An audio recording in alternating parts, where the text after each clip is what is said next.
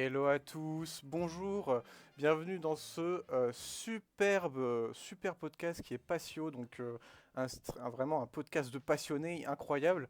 Et aujourd'hui, je suis avec Dropout, je sais pas comment le Oui, dire autrement. drop out de son nom, oui, oui, à l'anglaise évidemment, hein. Voilà, alors je Drop out, te, oui. je te laisse présenter justement. Alors, bon, bah, tout simplement, on se retrouve pour ce pilote aujourd'hui, hein, donc on commence assez tranquillement en prenant nos marques. Mais aujourd'hui, on va essayer un petit peu ensemble de parler d'un manga qui nous tient à cœur, voilà, pour Oui, commencer. Donc, Chainsaw Man, hein, un manga qui est quand même monté en flèche depuis quelques années maintenant, hein, et dont on a envie un peu de discuter aujourd'hui. Je vais laisser donc mon cher compagnon Firebrand nous présenter un petit peu à lui, hein, quand même, on va dire, les bases, histoire qu'on parte de quelque chose d'assez intéressant pour en discuter ensuite. voilà, les bases c'est vraiment Wikipédia, mais ça, c'est... Il y a Bref, besoin quand même, hein, pour une base, hein. ouais, c'est la base chiante en gros, mais oui, ce premier épisode, ça va être sur Chainsaw Man, donc on va essayer de rester sur Chainsaw Man parce que c'est quand même quelque chose, un manga qui est, on va dire, qui est devenu un petit peu culte, même si bon, est-ce qu'on peut dire que le manga est culte, sachant que il a été, donc c'est un manga qui a été publié entre décembre 2018 et décembre Ouais, 2020 pour la première partie. effectivement. Voilà, exactement. Et de juillet 2022 à aujourd'hui, il continue toujours avec la deuxième partie. On va essayer d'éviter le spoil, mais ça va être assez compliqué. On fera du Euh, mieux qu'on peut, hein, tout hmm, simplement. On va essayer quand même d'éluder les parties importantes, surtout au niveau de, je pense, on va essayer de faire attention au dernier arc de la partie 1. On va essayer de l'éviter un petit peu du mieux qu'on peut, mais ouais, effectivement. voilà. Donc, alors avant de commencer le podcast, moi j'ai une question que j'aimerais poser, que je vais poser, je pense, à tous les intervenants. Qu'est-ce que tu regardes, qu'est-ce que tu lis en ce moment comme manga? Ouais, donc on peut revenir un peu là-dessus. Du coup, en ce moment, niveau manga, j'ai eu un peu du mal. J'ai eu un petit, on va dire, un petit passage à vide au niveau de mes lectures. Mais Oui, un manga que j'ai fini de lire assez récemment, du coup, on va dire un petit peu autour de la hype Naoki Urasawa, ça a été 20th Century Boys. Du coup, un de ses derniers, en fait, hein, une de ses dernières œuvres en manga, on va dire, sérialisé complet, oui, que j'ai lu du coup en tome. C'était très très bien. On va dire que c'est quelque chose qui me passionne énormément au niveau enquête récemment, on va dire mystère enquête. Pour ceux qui ont dû, on va dire, être un peu intéressés par les animés mangas qui sortent récemment, il y a aussi donc Pluto, voilà, qui est sorti oui, récemment, que j'ai vu en animé, hein, sorti sur Netflix il y a de cela 2 mois déjà. Ça passe vite, je crois. C'était oui. il y a de ça déjà 2 mois. Parce que je me disais la même chose, ça passe vite, parce que oui, 2 mois, c'est passé en un éclair, mais bref. Voilà. Donc puis niveau lecture, sinon, donc ça c'est mes lectures, on va dire un peu en mode lecture assez rapide, en mode comme on appelle récemment, j'ai un peu binge tout ça, donc ça a été un peu dévoré rapidement, mais c'était très agréable. Et sinon, on va dire en lecture plus ou moins hebdomadaire ou mensuelle, il n'y a pas grand-chose, hein. J'ai un peu du mal à me remettre sur ce qui sort dans le Jump actuellement, ou alors ce qui sort, on va dire, dans les magazines mensuels. Mais j'aime bien suivre Jojo récemment, la partie 9. J'ai Hmm. essayé de m'y remettre un petit peu. Puis toujours bah, Chainsaw Man, justement, qui est toujours sérialisé à la semaine, ou toutes les 2 semaines environ, en fonction des pauses. C'est à peu près tout, en fait, hein. Voilà. D'accord, d'accord, très bien. Justement, pour le coup, un petit disclaimer, on n'est pas des experts finalement, on lit des mangas, on n'est pas vraiment des experts, on est juste des passionnés, des gens qui discutons comme cela, voilà, on va pas essayer de rentrer dans le vif du sujet, on n'est pas des professionnels, etc. Voilà, c'est juste pour faire un petit disclaimer avant le début. Mais en effet, ouais, bonne lecture, ça c'est cool. Maintenant, je vais quand même présenter le manga. Le manga, donc Chainsaw Man, il a été, j'ai même pas dit l'auteur finalement, alors que l'auteur, On peut en c'est le parler, plus on peut en important. parler. Voilà, C'est donc important. c'est Tatsuki Fujimoto, qui est un auteur d'une jump qui a fait de nombreux one-shots depuis ses 20 ans. C'est un mangaka qui est de plus en plus connu finalement du grand public pour son travail assez anarchique. Mais justement, je vais faire un résumé de Chainsaw Man. Un résumé, alors c'est un synopsis. Donc, de quoi parle exactement Chainsaw Man? Il faut imaginer en fait une sorte d'univers alternatif où il y a un monde dans les années 90 où il y a des démons. qui existent dans ce monde et qui en fait se nourrissent de la peur des êtres humains pour attaquer et pour se nourrir et ça fait une sorte de cercle vicieux où finalement ils se nourrissent de plus en plus de la peur des humains et ils grandissent en même temps. Alors que les humains, eux, ils essayent de survivre, mais en même temps, on voit qu'ils sont pas vraiment tout roses. C'est ça qui est intéressant en fait dans le traitement que fait Fujimoto. Mais bref, et on suit dans l'histoire, donc l'histoire de Denji, qui est au début un chasseur. On peut dire ça comment? Un chasseur de démons. On peut le présenter comme un petit chasseur de démons lambda. Truc important à notifier, c'est que c'est quand même une représentation de la jeunesse. Il est très jeune, il a entre Oui, 15 et 16 ans au début du manga. Représentation de la jeunesse assez nihiliste, hein. Un gamin donc qui a grandi sans parents. Une de ses dernières, on va dire, connaissances familiales, c'est son père qui est décédé très récemment dans le manga. On se situe à quelques mois d'intervalle, je crois. mm, Et il est en quelque sorte à la rue, hein. Il vit en banlieue de la grande ville, en banlieue de Tokyo, dans un espèce de petite cabane à outils, somme toute très sommaire. Et mm, il se retrouve, malgré lui, à devoir payer donc des dettes à la mafia, à la pègre japonaise, donc les Yakuza, oui. qui ont donc, on va dire, bien saigné son père avant lui, et à son décès, qui donc a donné à ce malheureux Denji les dettes qui lui a dû, enfin qui sont dues aux Yakuza après sa mort. Bah, Je te sympa le laisse résumé. Sympa le continuer résumé. sur la suite. Voilà. C'est très gentil. Alors oui, très bon résumé. Ça c'est seulement le début, évidemment, on va éviter de spoiler. Mais il faut savoir, voilà, Denji est en fait dans la sécurité privée. Il est dans le privé au début et il va être accosté par la sécurité publique avec des personnages qui sont assez complexes, comme Makima par exemple. Makima, même Aki. Voilà, ça va tourner autour de ces personnages. Et voilà. Donc évidemment, la question que je dois Et te d'où poser. d'où vient Chainsaw Man en fait? Pourquoi Chainsaw tout simplement déjà à la base? Pourquoi on parle de ça? C'est important de le mentionner aussi, puisque du coup oui, c'est l'histoire un peu de ce jeune qui part de rien et qui arrive en fait malgré lui à se débarrasser des Yakuza, mais bon, on va pas trop en parler puisque tout ça c'est le chapitre 1 qui est somme toute assez long. Oui, Pourquoi Chainsaw Man en fait? Tout simplement, on se retrouve sur une référence assez, on va dire, assez directe à Massacre à la tronçonneuse, hein, pour ceux qui ont vu le film.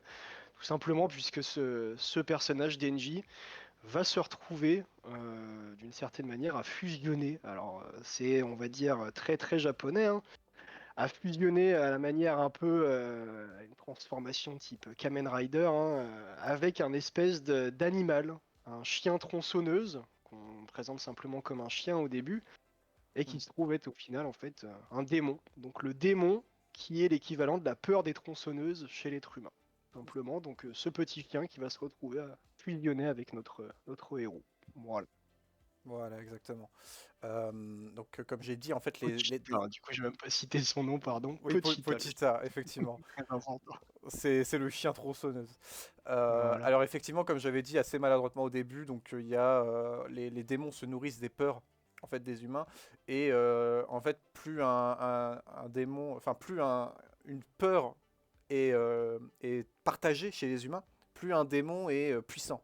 Et effectivement, Pochita est considéré comme le démon tronçonneuse est considéré comme l'un des plus puissants et il va fusionner avec son affect avec Denji. Bref, on va pas en dire plus, mais c'était un bon résumé encore une fois. Donc, Vous donnez envie, hein, c'est chapitre 1, c'est fait partie des clés de la compréhension de tout le manga. Encore aujourd'hui, encore dans ce qui est pré-publié maintenant, donc on mm, vous conseille pour ceux qui n'ont pas encore été lire, c'est important. ouais, c'est une très bonne introduction, j'aime beaucoup. Pour vraiment, Chainsaw Man a une bonne introduction. Par rapport, justement, moi, la question que je voulais te poser, puisque, en fait, pour situer un peu le contexte, au festival de la BD d'Angoulême Oui, 2022, 2022, il y c'est avait bien une ça, ouais. exposition Chainsaw Man où on a tous les deux été. Alors la question c'est, quel est ton avis sur Chainsaw Man, même si c'est très vaste, mais Oui, si oui, tu on pouvais, peut en parler un petit peu. voilà, si tu pouvais résumer, quel est ton avis? Est-ce que c'est ton manga préféré? Est-ce que c'est l'un de tes mangas préférés? Ou qu'est-ce qui te plaît autant en fait dans l'univers? Ouais, je vais essayer de résumer un petit peu tout ça. Alors ça, c'est une des clés de compréhension de Chainsaw Man, je pense. C'est ses inspirations, en fait. Ça veut dire qu'on crée rien sans rien. Mm. Fujimoto, donc Tatsuki Fujimoto, le créateur, est un millénial, hein, on peut être honnête là-dessus. C'est quelqu'un qui a grandi, donc, enfin, qui est né fin des années 90. Il a la trentaine maintenant, je crois qu'il a eu 30 ans même cette année. Mm. Donc il a eu la trentaine. On ne sait pas exactement son âge de mémoire, mais c'est entre 28 et 30 ans. Donc voilà, c'est quelqu'un qui est né, oui, vers le milieu des années 90 et donc qui a vécu tous les affects qui ont affecté donc, bah, son pays, le Japon, Mm. qui sont somme toute assez importants pour comprendre Chainsaw Man. Donc c'est quelqu'un qui a vécu la récession japonaise en quelque sorte de la fin des années 90, l'explosion de la bulle économique japonaise avec ce qu'on a appelé la génération perdue, tous les gens qui ont perdu leurs emplois. Et puis après, comme on l'a vécu nous, donc en Europe, aux États-Unis, etc., autour de 2008-2009, une certaine désillusion autour d'une nouvelle récession économique avec donc une nouvelle crise. Mm. Et donc ça a énormément affecté en fait le point de vue de Fujimoto lorsqu'il crée Chainsaw Man et de manière générale ses œuvres. C'est quelqu'un qui est très affecté par le monde qui l'a entouré. On peut aussi citer simplement pour un de ses grands affects émotionnels, le séisme, hein, de 2011 avec les incidents de Fukushima au Japon aussi, qui ont en fait résonné en lui lorsqu'il crée, lorsqu'il dessine tout simplement, quelqu'un qui a un trait assez dur et qui donc se sert donc de ces émotions fortes pour créer des choses et on va dire un peu adapter ses émotions. Oui. Voilà, donc il se sert de ce contexte pour ici dépeindre un peu une jeunesse désabusée, hein, Denji, donc qui est issu du rien, littéralement, quelqu'un qui n'a rien et qui demande peu pour vivre, hein, tout simplement, hein. Oui. On voit une des demandes simples de Denji au début, c'est d'avoir un peu de bouffe et un lit où dormir, hein, tout simplement, vu qu'il dort sur des cartons avec son pauvre Oui. chien, le pauvre. C'est, si je peux rajouter juste, Dis-moi, dis-moi. c'est vrai que c'est assez rare de voir dans un manga assez grand public la pauvreté qui est Ouais, dépeinte on a une très grande pauvreté ici, hein. ouais, c'est en fait Denji et on voit vraiment avec des exemples très parlants quand il avale la clope au tout début du manga, on voit vraiment qu'il galère et c'est vrai qu'on le voit assez peu souvent dans les mangas et c'est ça qui est intéressant par C'est rapport à ce que ça, tu bah, disais. ici on est quand même quelque chose qui est publié dans le Shonen Jump, hein, donc on a quand même une grille de publication qui, on va dire, qui va mettre un harnais un peu sur les auteurs, Mm. mais on a quand même quelque chose d'assez subversif dès le début, c'est on va pas suivre le héros de Shonen classique, hein. Puis on le voit même dans tout ce qui est concept art de la création du manga.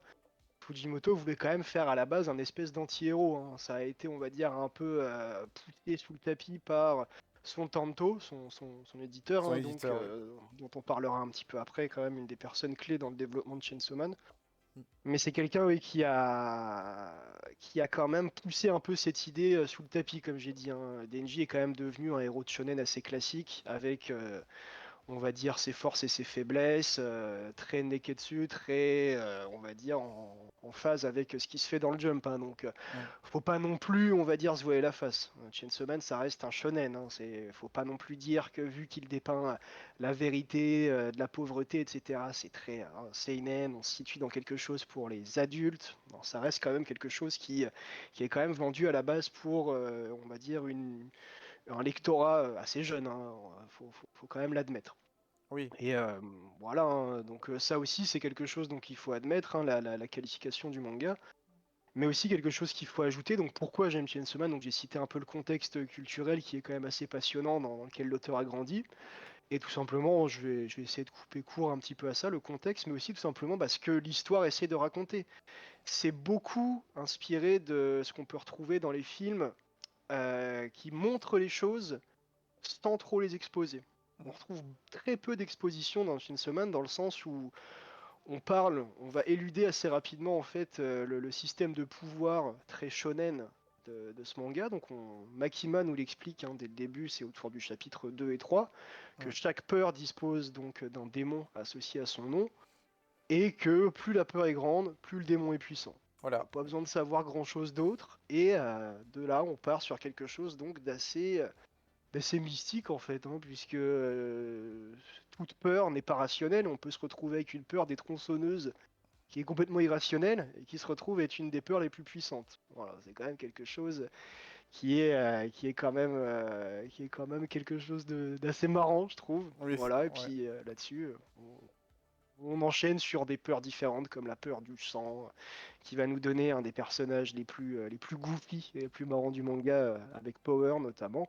Puis on trouve beaucoup d'autres démons qui ont leur personnalité propre en fonction de la peur qui leur est associée.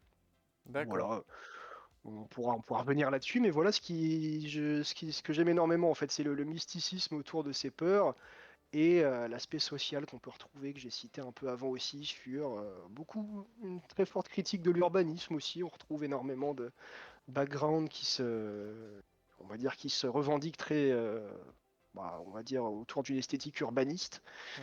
qui, on va dire, fait plaisir à Fujimoto et aussi à ses assistants, qui ont été très importants dans l'élaboration de ces backgrounds, de ces arrière-plans. Voilà. D'accord. Donc, ce qui te plaît, c'est, est-ce que au-delà du mysticisme, est-ce que c'est le fait que Chainsaw Man c'est très don't tell show. C'est vraiment, Ouais, exactement. Il ça montre faut. énormément. Il y a beaucoup de double pages dans Chainsaw Man. C'est ça, effectivement. Et ça, on le retrouve beaucoup plus aussi dans la volonté d'artiste de Fujimoto, dans la partie 2. Je peux simplement. Donc, j'ai lu d'un petit peu ce qui se passe dans la partie 1, comme on l'a dit, pour éviter les spoils. Mais on retrouve beaucoup de double pages qui disposent d'énormément de détails dans la partie 2, notamment sur un des derniers chapitres. On est actuellement au chapitre 150. On retrouve une double page absolument magnifique vous pourrez tout simplement être passé en quelques secondes. Mais si on s'attarde un peu dessus, on voit des détails, puisque c'est une page qui dispose d'énormément de détails sur le feu, notamment. Fujimoto Ouais, adore donc les détails, on va dire, de ce qu'on peut retrouver autour des éléments, notamment de la neige. Donc là, on parle un peu plus d'un de ses précédents mangas, Fire Punch, qui se passe donc dans un espèce dans une espèce de terre désolée, j'ai lu d'un petit peu, où oui, il y a une sorte d'hiver permanent. Et donc là, la neige est un des détails clés, alors que, par exemple, le héros dans ce manga est fait de flammes. Donc on a le contraste entre la neige et les flammes, qui sont extrêmement durs à dessiner dans un manga, mais il adore ces c'est détails, vrai, que ce c'est soit vrai. donc sur la création, sur le chara-design, mais aussi sur donc le background, le détail qu'on retrouve dans ces doubles pages. Donc voilà, une grande passion pour cet auteur, pour le détail. Et Mm. ça lui fait du bien d'ailleurs, puisque récemment, le rythme de publication a eu tendance, on va dire, à un peu lui être favorable, puisque comme je l'ai dit, il était publié dans le Jump, donc ça c'était le cas pour la partie 1, donc jusqu'au chapitre 97. Mm. Et depuis le chapitre 98, donc comme l'a dit mon cher acolyte Firebrand, Salut. le début de la partie 2, le début de la partie 2 qui marque donc son passage à partir du chapitre 98, qui lui a permis un peu plus de liberté au niveau de la création et au niveau aussi, on va dire, tout simplement de l'art qu'il a pu faire, vu que le rythme est, on va dire, devenu un peu plus lâche. On n'a plus un rythme, on va dire, à la semaine, mais on retrouve des chapitres de temps en temps toutes les 2 semaines. Ça lui Mm. permet de faire des doubles pages avec autant de détails. Voilà, on peut retrouver comme ça. Voilà, exactement. Justement, pour les parties, on a vraiment une scission aussi dans la narration, puisque c'est pas pour rien qu'il a mis en deux parties. Alors, la première partie, comme j'ai dit, ça pourrait être un résumé, ça pourrait être la sécurité publique. Je sais pas si. Voilà. C'est littéralement ce qui est expliqué, enfin, c'est ce qui est mis à la fin du chapitre 97. On retrouve je crois littéralement la mention de fin de la partie 1, deux points, sécurité Ah, publique, voilà. et c'est vraiment ça, je crois, oui, comme tu l'as expliqué. D'accord, donc je m'en souvenais bien. Donc on a vraiment un arc qui se déroule autour de la sécurité publique. Donc Denji y fait partie après cela, après les événements du début. Et ensuite on a la partie 2 qui se déroule, et c'est pour ça que ça permet aussi d'exprimer la liberté de Fujimoto là-dedans. C'est que en fait il centre après son récit sur la vie au lycée. Alors est-ce que justement toi tu as trouvé ça assez déroutant? Ou au contraire, tu as juste vu, t'as juste en fait confirmé que l'auteur avait du génie là-dedans, de se renouveler, etc. C'est une bonne question, ça c'est assez intéressant, puisque c'est quand même au niveau changement de paradigme, là c'est assez brut, hein. Faut le dire, puisqu'on était donc sécurité publique, la partie 1, on se retrouve sur quelque chose avec même pas 100 chapitres, hein, comme j'ai dit, 97 chapitres, avec énormément d'actions, énormément de choses qui s'y passent. En fait, c'est très très condensé. Beaucoup de gens en fait ont apprécié Chainsaw Man à partir de, on va dire, un certain arc dont je tairai le nom. Mais on se retrouve donc à partir de là au niveau des chapitres 60, 70 à peu près. Donc on va dire que à partir des trois quarts, le manga a commencé à faire grand bruit au niveau du public. Et c'est à ce moment-là qu'on a un peu retrouvé les grosses lettres de noblesse de Chainsaw Man avec, on va dire, toute la fanbase qui se retrouve actuellement autour sur Twitter et d'autres plateformes communautaires comme MyAnimeList, etc. Mm. Tandis que la partie 2, elle, oui, on se retrouve ici sur un changement de paradigme avec, on va dire, un rythme beaucoup plus lent, à la fois au niveau de la parution, comme on l'a dit un peu avant, mais aussi au niveau de ce qu'on retrouve au niveau des personnages. Déjà, quelque chose d'assez peu fait dans le Jump, hein, il y a très peu de mangaka qui ont pu le faire. On le retrouve chez Araki notamment, Hirohiko Araki, mangaka qui a Oui, décidé, malgré les conseils des éditeurs et du Jump, de faire de son personnage principal un personnage féminin dans la partie 6 donc, de JoJo's Bizarre Adventure. mm, Bah là, c'est la même chose dans Chainsaw Man. On se retrouve donc dès le début de la partie 2, sans Denji, sans, on va dire, grand repère. À part, on va dire, à part ces doubles pages et ces backgrounds très urbanistes qui semblent un peu étouffer, on va dire, la ville. oui, Bah, c'est un peu nos seuls repères. Et on nous présente Asa Mitaka, donc la deuxième, enfin l'héroïne principale de la mm. partie 2. Exactement, la Et protagoniste.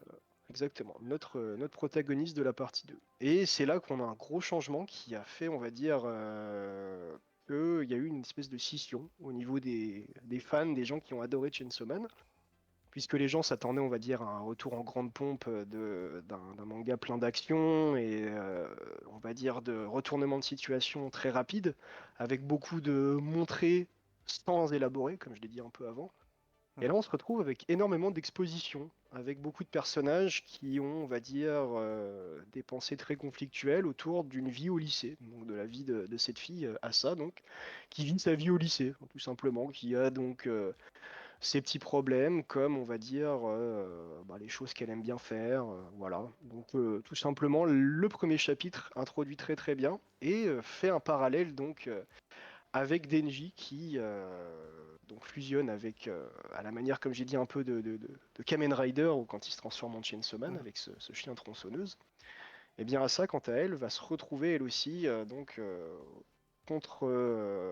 envers et contre tout, à devoir, on va dire, à devoir marchander avec un démon, elle aussi. Donc voilà, donc je tairai Voilà. un peu le nom de ce démon puisque c'est assez important. Mm. Et donc ce démon va devoir l'accompagner, elle l'accompagne toujours actuellement donc dans le déroulement de la partie 2.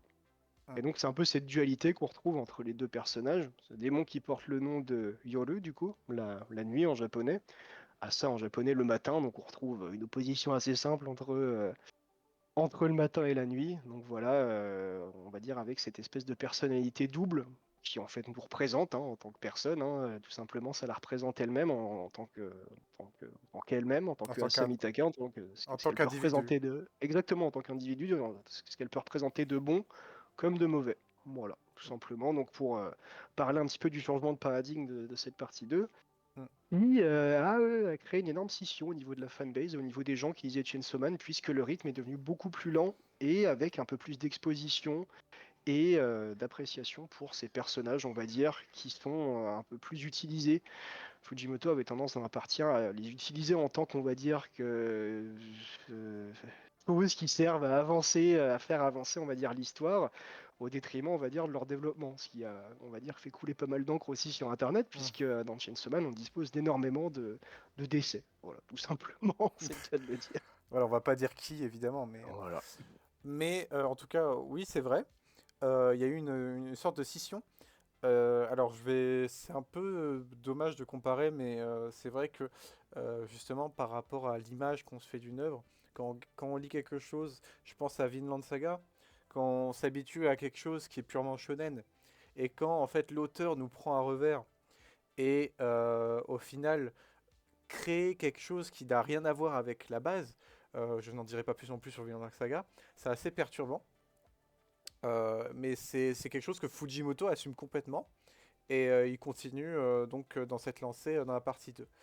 Justement, ce qui est aussi un petit peu assez cocasse, c'est que normalement dans un shonen, on a l'habitude que euh, le parcours du héros se construise d'abord, on le suit sa vie au lycée, puis après on a toute sa vie au travail, on a une sorte de progression.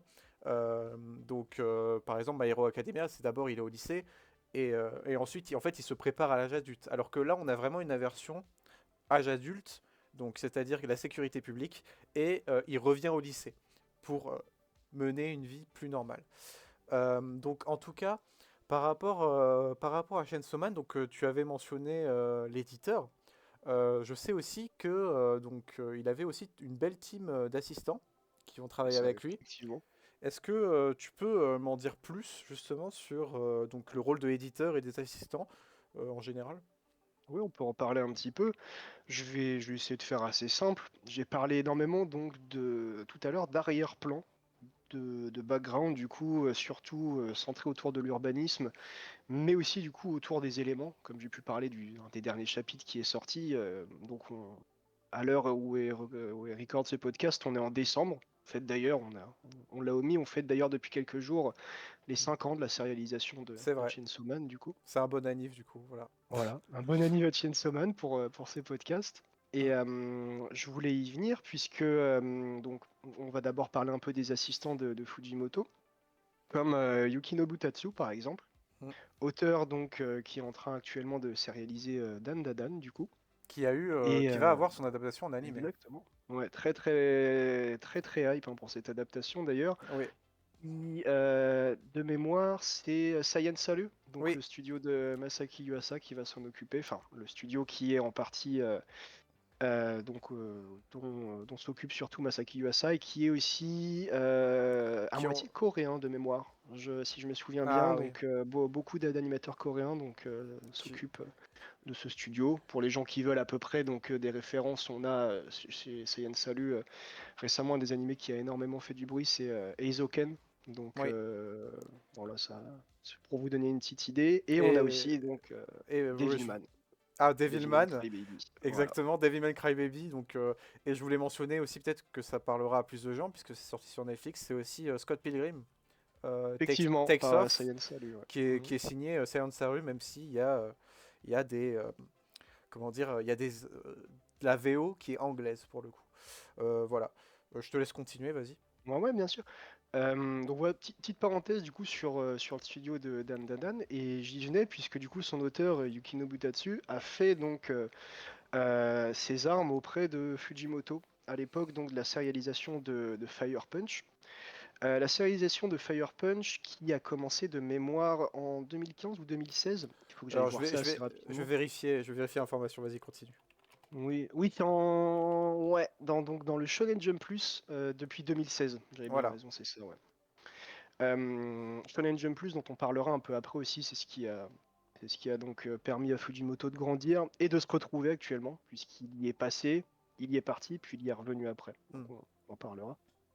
Yukino Bitatsu, donc un de ses assistants, qui s'occupe actuellement de Dan Dadan, était, on va dire, un de ses assistants, surtout au niveau du background de Fire Punch. C'est quelqu'un qui donc s'est occupé d'énormément, on va dire, soigner et dessiner énormément des arrière-plans. Donc j'en parlais un peu avant, c'est pour ça que je voulais y venir maintenant.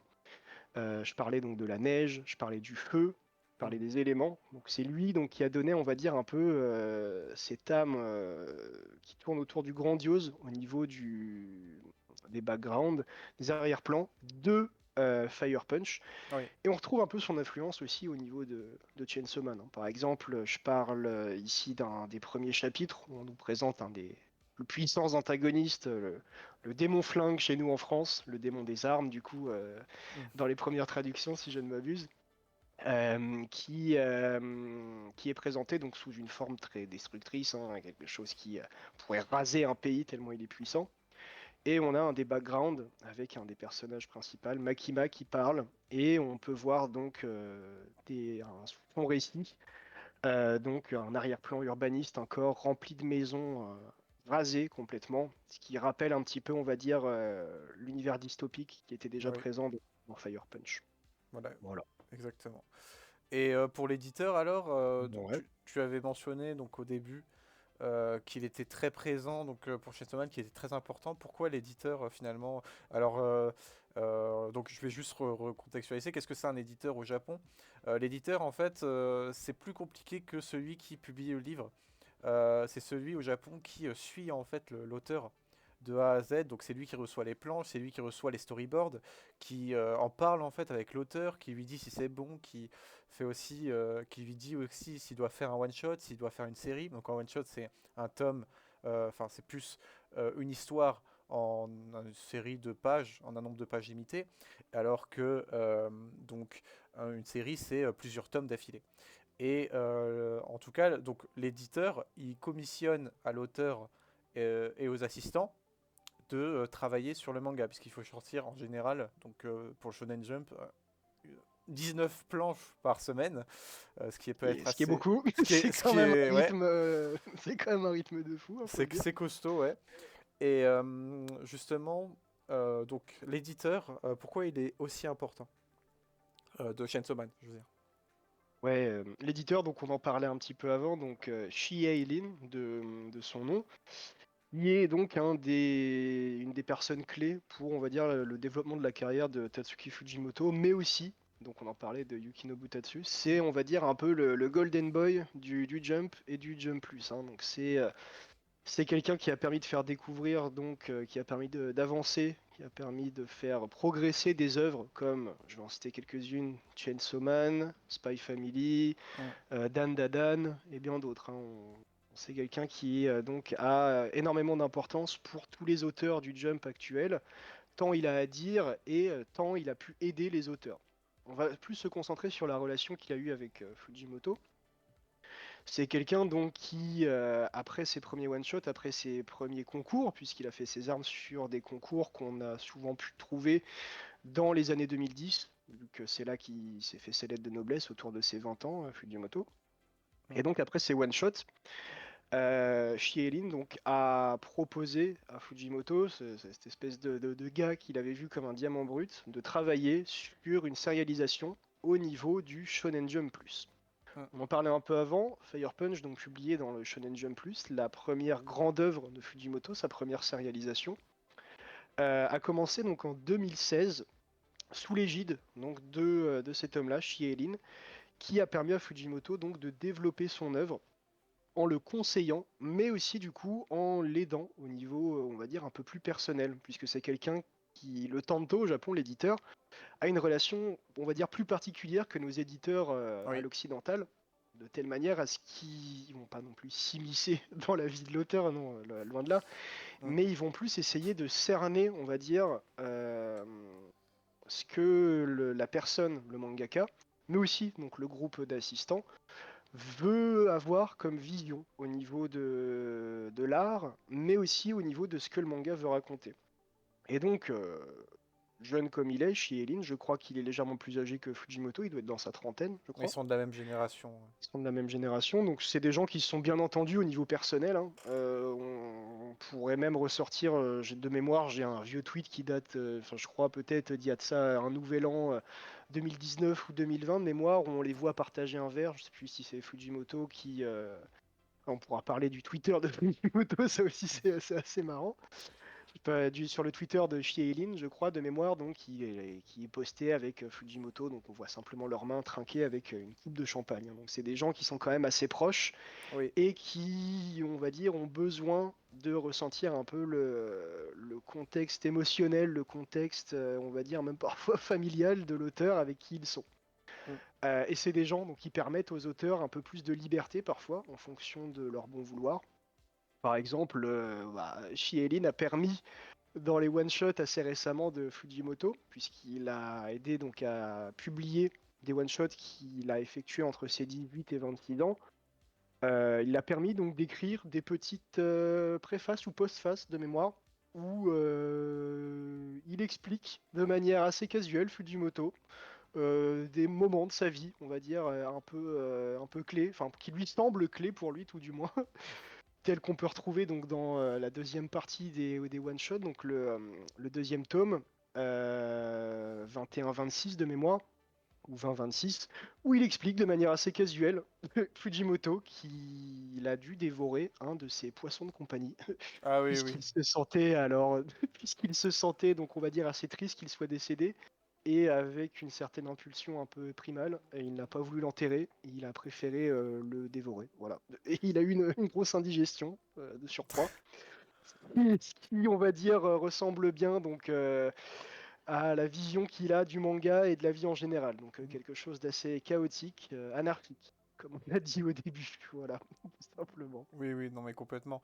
Mais moi je considère qu'il faudra faire un podcast entier en fait sur l'auteur au lieu de Chainsaw Man, parce qu'il y a tellement de choses à dire. Il y a beaucoup de choses à dire, mais là, tout simplement, je m'égare un petit peu. On peut se reconcentrer un petit peu plus sur Chainsaw Man aussi. Non Donc, tout mais simplement, tu as répondu à la voilà, question, hein. c'était bien. Oui, c'était pas la relation qu'il a avec son éditeur, donc qui est quelqu'un de très proche, qui fait partie de sa génération, comme on l'a dit.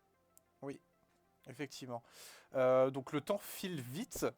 Donc alors ce que je voulais dire par rapport à Chainsaw Man, donc c'est vrai que Chainsaw Man en fait en termes de ressenti, c'est une œuvre qui est très pop.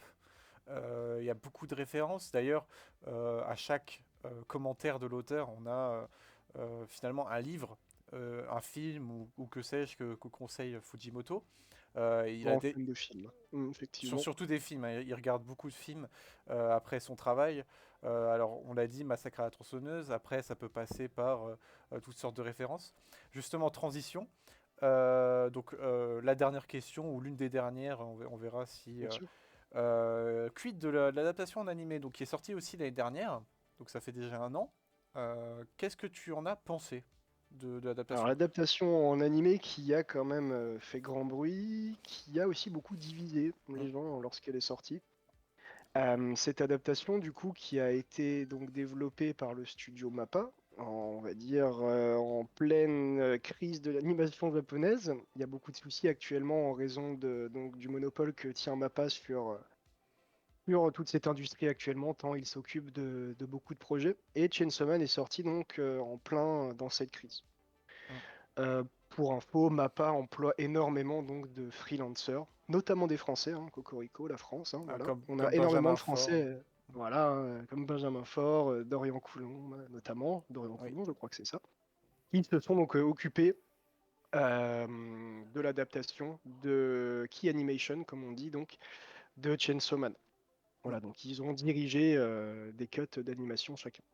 voilà, exactement. Là, Et le réalisateur, oui, pardon, oui, de l'animé, c'était... le réalisateur qui est Ryu Nakamura de mémoire. Alors, Ryu Nakamura, je crois que c'est lui. Nakayama, pardon, Nakayama. Voilà, petite Euh, vérification, au moins, comme ça, il n'y a pas de fake news. pas de fake news.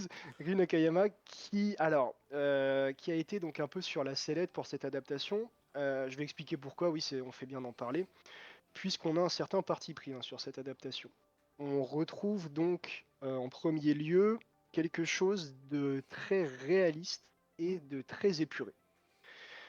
Chainsaw Man, par essence, c'est un manga donc, qui dispose, on va dire, de beaucoup de registres. On dispose donc d'un registre très sombre, hein, donc, on en parlait donc sur les peurs, mais on dispose aussi d'un registre assez joyeux. On va dire quelque chose de, je disais, goofy. On parle de beaucoup de blagues, on parle de beaucoup de quelque chose d'assez joyeux, Oui, l'humour, oui. d'assez pop, voilà, avec beaucoup de couleurs même pastel. Sur les couves, hein, Fujimoto, surtout. Sur les ouais, couves, pas sur dans les les covers. planches. Mais Et oui. sur les covers et aussi sur les illustrations Oui, interchapitres, hein, sur les prépublications qu'on retrouve. Par exemple, je pense à la couverture du chapitre 5 qui stylise les viscères en sorte de cotillons, qui sont donc très pop, de toutes les couleurs. Voilà, vu que ça charcute du démon, et donc toutes ces viscères sont de toutes les couleurs. Voilà, donc Fujimoto qui adore ces détails un petit peu pop, hein, très stylisés.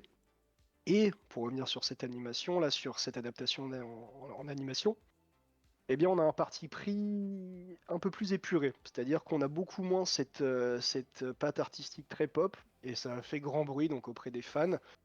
Certains ont bien aimé l'approche réaliste, on va dire, un peu sombre, qui représente donc Tokyo, là où arrive Denji dans la sécurité publique, qui s'occupe donc bah, de gérer les démons, de les tuer et de les contenir en quelque sorte.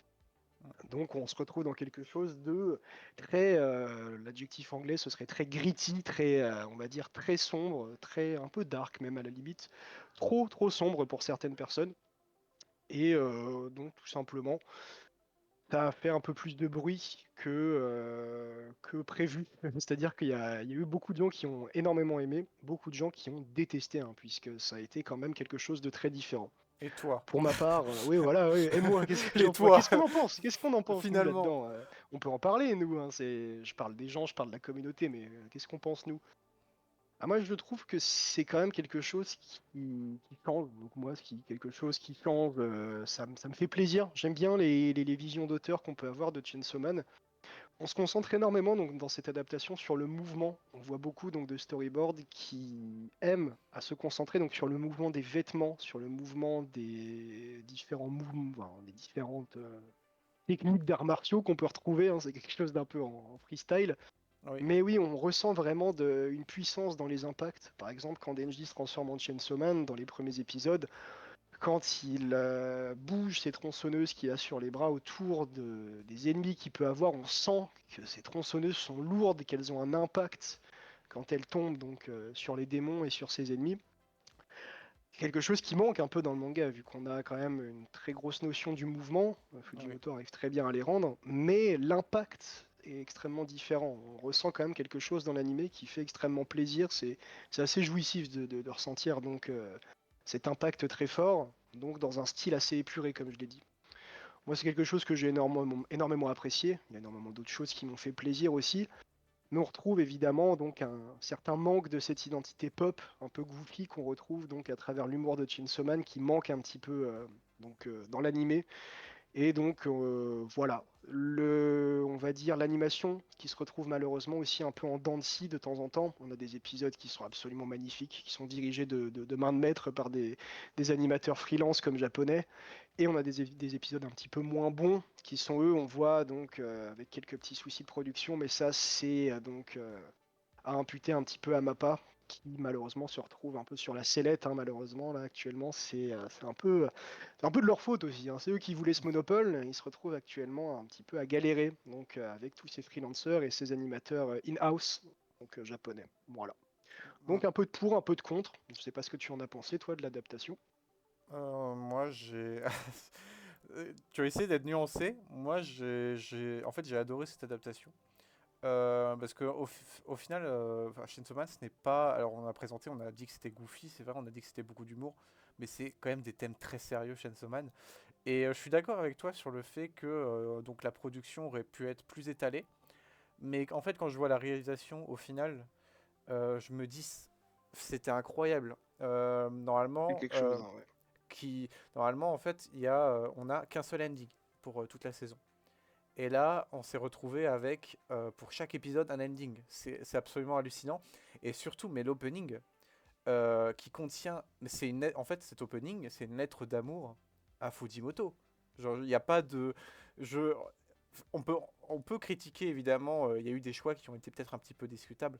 Mais pour l'opening, et même pour certains plans, vraiment, ça a été impressionnant comme cet opening. Je vous conseille d'aller regarder tout de suite, puisque il y a tellement de références. Il y a des références que ce soit à The Big Lebowski, à plein de films d'horreur Les que références et donc Massacre à la tronçonneuse voilà, évidemment, hein, donc qui est une des références clés, mais aussi une des grandes inspirations de Chainsaw Man qui est Quentin Tarantino. On a énormément donc de références. énormément. On peut en parler hein, aussi vite fait. Donc l'uniforme de la sécurité publique, de Makima, de Denji, de Aki et de Power, donc qui est inspiré de Reservoir Dogs notamment. On le voit donc avec une référence dès le début de l'opening. Les premières secondes font une référence directe au film, donc dans ses premières minutes. Mm. Puis on retrouve énormément d'autres références aussi. Donc on a parlé Big Lebowski, on a Massacre à la tronçonneuse, enfin voilà, énormément d'autres choses. L'échelle de Et Jacob, par exemple, aussi. voilà, l'échelle de Jacob aussi. Alors ça, une des références clés à Chainsaw Man, hein, donc ce film qui est absolument donc est d'une tristesse infinie, hein. Si vous l'avez pas vu, je vous conseille d'aller le voir, mais C'est horrible, hein. C'est horrible à regarder, donc c'est anti-guerre, anti-Vietnam, anti ce que vous voulez, mais la fin fait mal au ventre, hein, carrément, hein, voilà. Comme Chainsaw Man à certains moments d'ailleurs, hein. Mm. La fin nous le rappelle, hein. Mais en fait, c'est quelque chose. Finalement, Chainsaw Man, c'est un manga, c'est une fresque qui est très référentielle. Et même si on passe à côté des références, c'est vraiment pas important. Et vraiment, l'animé, je l'ai beaucoup aimé. Il y a par exemple, oui, voilà, pour nuancer, par exemple, il y a l'épisode 1, je l'ai trouvé un petit peu long parce qu'ils essayent de faire l'emphase sur le premier chapitre. Et ils occultent un petit peu, chez Mappa, ils occultent un petit peu ce qui se passe dans le deuxième chapitre. Il y a des Où, choses qui ont été, ouais, ouais, voilà, effectivement, des choses qui ont été abandonnées par c'est rapport au manga, c'est des choix enfin, d'adaptation, oui, des c'est. choix d'adaptation pour Oui, la. On a préféré mettre l'emphase donc sur la transformation de Denji en Chainsaw Man dans le chapitre 1 et sa rencontre avec Makima. voilà, donc il y a eu des choix Voilà. d'adaptation, ce qui est tout à fait normal. Voilà, mais après, c'est propre à chacun. Et l'animé est de très bonne qualité, je le recommande. Sinon, par rapport, voilà, on n'a pas le temps de tout voir en revue, c'est vraiment triste. Peut-être qu'on en fera une partie 2 ou si ça se fait, ou peut-être qu'on parlera de Fujimoto en entier. On se fera. Effectivement, ouais. Mais c'est pas mal déjà, je trouve qu'on a fait un bon tour là, sans être non plus trop exhaustif et sans spoiler. D'ailleurs, je nous félicite pour ça, c'est ma foi assez bien. Voilà, mais Mais oui, c'est. on a fait un bon tour déjà. Oui, non, mais c'est bien. On va dire que c'est une introduction en fait à l'univers de Chainsaw Man. Aussi, ce que je n'ai pas mentionné, c'est qu'on a parlé de double page, on a parlé de donc il y a des pages simples. Il y a d'excellentes idées de mise en page et Oui, de narration. ouais, ouais. Donc évidemment, je vais pas spoiler ce qui se passe exactement, mais quand je mentionne comment fait apparaître le démon d'Aki, donc le démon qui a fait un pacte en fait avec Aki. Donc c'est dans les premiers chapitres, je crois dans Le le tome démon 2, renard, oui. le démon renard. Voilà, je n'en dirai pas plus, mais ça fait partie des excellentes idées qu'il y a tout au long du manga. Oui, oui. De Voilà, mise en page. Si je peux me permettre aussi, en parlant de mise en oui, page assez rapidement sur les derniers chapitres, sans trop spoiler, les cases du manga, parfois, sont au service, les cases, le découpage sont au service de l'histoire, de ce qui est en train d'être raconté un peu à la manière d'un récit un peu méta, hein, qui se sert donc un peu de briser le quatrième mur au service de l'histoire. mm, Par exemple, Fujimoto se sert parfois, sur un certain arc, de bras ou même de choses qui peuvent sortir de la case pour faire son découpage. Il se sert de bras des personnages qui sont donc présentés pour faire donc une case en elle-même.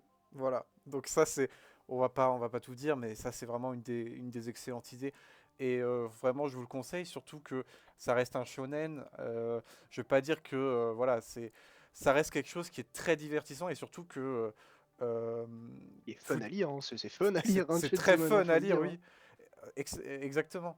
Et surtout que Fujimoto, on comprend vraiment tout ce qui. Alors, il y a peut-être des combats qui sont un petit peu plus difficiles que d'autres à comprendre, mais on comprend vraiment tout ce qui se passe. Il y a un sens de la narration. Des fois, c'est très épuré comme planche. Et justement, c'est là où toute la puissance en fait de la narration se fait ressentir. Voilà. Donc on pourrait en parler des heures. Voilà, c'était un petit peu notre tour d'horizon sur Chainsaw Man. On a parlé un petit peu de l'animé. On a aussi fait une présentation de l'œuvre. On a dit notre ressenti, ce qui était le but en fait. Est-ce que tu as quelque chose à dire pour la fin, à rajouter ou... Alors, pas grand-chose, à part que oui, non, je pense honnêtement, tu disais qu'on était assez bien sur le tour d'horizon qu'on a pu en faire. Je suis assez d'accord, hein. Sans trop être exhaustif, comme j'ai dit tout à l'heure, je trouve ma foi qu'on a fait un bon boulot de parler un peu de notre ressenti, à la fois en parlant un petit peu plus d'informations un peu plus techniques, tant sur le découpage que sur les inspirations.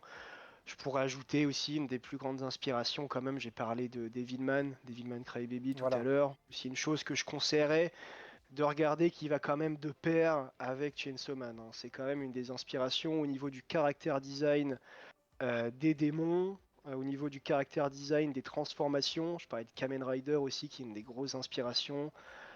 Voilà, si vous pouvez aller regarder tout ça, donc ça c'est la pop culture japonaise qui est quand même, on voit que l'auteur est japonais, quoi. C'est quand même quelque chose de de très important que je conseillerais d'aller voir qui va de pair avec ce genre de lecture. Puis sinon, non, voilà, je suis très content d'avoir parlé de ça avec toi. Puis pourquoi pas revenir à l'avenir sur une autre œuvre dont on pourrait un petit peu faire le tour aussi. Aussi, Voilà, aussi, oui, complètement. Justement, pour revenir, donc Devilman, hein, c'est Gonagai, hein, bien sûr. effectivement. Gonagai qui c'est marrant, il partage le même côté subversif que Fujimoto. Il y a Sur quelque quelques chose. années d'intervalle, hein, quand même. Alors oui, On a bien 30 ans, 40 ans entre les deux oui, presque. Mais voilà. quand Non, même, c'est pareil, c'est il y a, il y a un petit la même time idée. Ouais. leap, il y a un voyage dans le temps, mais c'est vrai qu'il partage un petit peu le côté subversif. C'est assez marrant de voir ça, c'était bien de le mentionner. En tout cas, voilà, donc merci beaucoup d'avoir écouté ce podcast. Je voulais qu'il soit absolument en dessous de 1 heure pour que ça soit quand même agréable à écouter. Mais en tout cas, si, comme donc l'a dit Dropout, donc si on fait une partie 2 ou quelque chose sur Fujimoto, ou alors on parle d'une autre œuvre, ça serait avec plaisir. En tout cas, je te remercie. Et voilà, je vous Ouais. souhaite à tous une bonne journée et une bonne soirée, peu importe quand vous écoutez. Et en tout cas, à bientôt. Merci beaucoup, merci d'avoir écouté. Allez, ciao. Ciao!